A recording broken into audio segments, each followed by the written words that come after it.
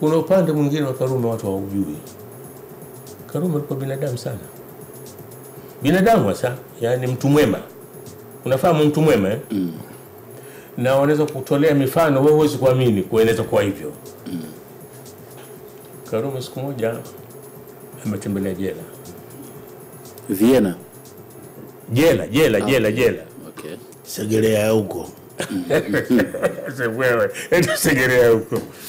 Kufika jela akamkuta mtu mmoja pale. Mwarabu anaitwa Salim Barawani. Sio Barawani, Barawani. Huyu alikuwa labor inspector wakati wa ukoloni. Na alikuwa mtu mwema sana. Na akijaribu sana kusaidia watu kupata kazi na nini. Na ninaposema kusaidia watu kupata kazi, wengi walikuwa ni Waafrika. Yeye alikuwa anajua wema wake yule mtu. Alipomkuta pale akasema huyu kaja kafanya nini hapa bwana? Mtueni sasa hivi bwana. Katolewa.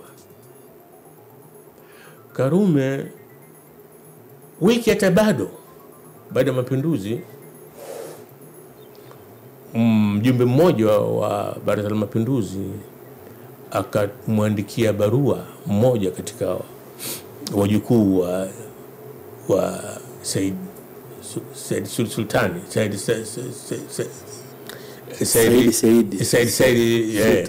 Sultan.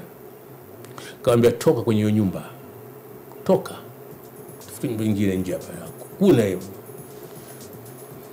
Yule bwana afanye nini sasa? Lakini baada ya wiki moja akampelekea salamu Karume. Karume alihamaki. Akasema vipi tutakuwa na watu hawajui kustahi heshima za watu bwana? Akamrudisha kwenye nyumba na akampa na barua kwa hiyo nyumba ni yenu na utakaa wewe na familia yako mpaka mwisho wa maisha yako. Uweze kuamini kitu kingine. Unajua wale royal family wa sultani wote walikuwa wanapata pesa kutoka serikalini, mishahara ile. Na mishahara mizuri tu. Karume kukata ile. Mpaka miaka ya 70 wanaondoka kwenda Oman. Hakukata, alikuwa anawalipa. Kwa hiyo sio hivyo. Lakini watu wengine wanakwenda nasema lakini kwa nini yale yalitokea? Kwa sababu pale tunamwona yeye. Lakini jua kuwa alikuwa na watu 13 wanatengeneza ile kamati ya watu 14. Mtu mmoja wewe utazuia vipi? Mambo mengi yametokea ambayo yeye kama binadamu alikuwa na kikomo chake. Kwa hiyo si kama alikuwa mtu mbaya kama manake baadhi waandishi wanavyoandika. Alikuwa na ubinadamu katika nafsi yake. Jiweke wewe kwenye nafasi yake. Huku mwalimu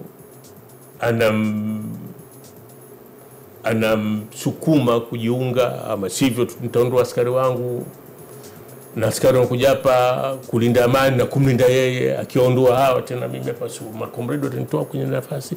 Kwa hiyo alikuwa katika hali ngumu. Na ndio nasema, narudia tena kuwa historia ya Zanzibar si nyepesi kama tunavyo